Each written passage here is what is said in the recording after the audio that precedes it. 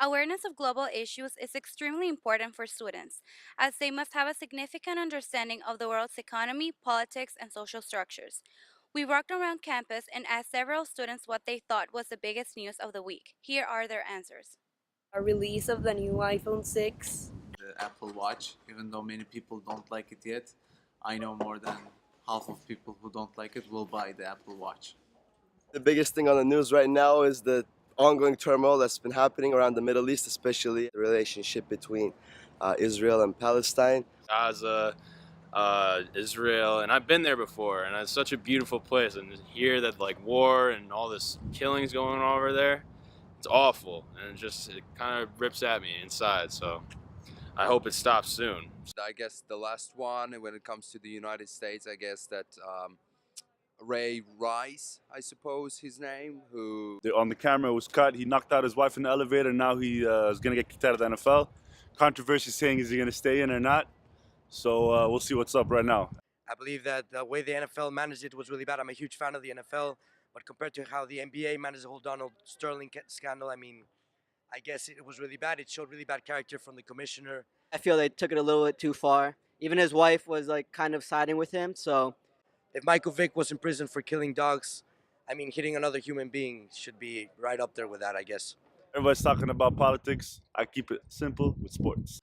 I saw that Russia violated the truce that they had with Ukraine.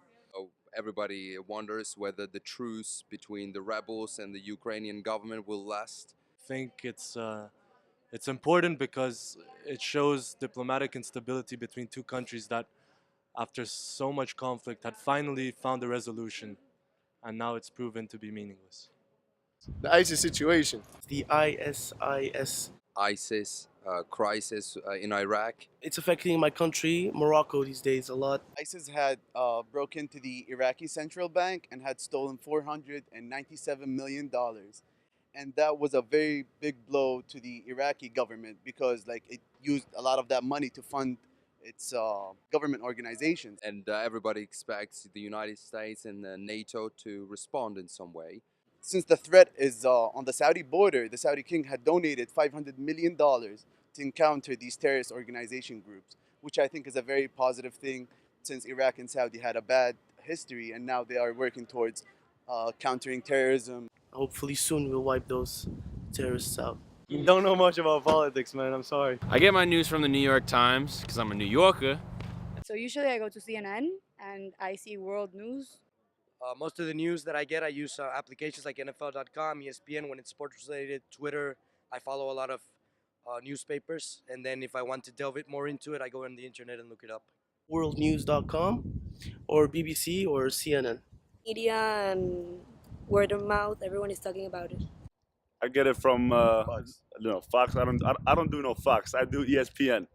And mainly follow AlJazeera.com. El Heraldo. BBC, ESPN when it comes to sports. I'm from New York, so I usually watch Channel 1 or Channel 5 News.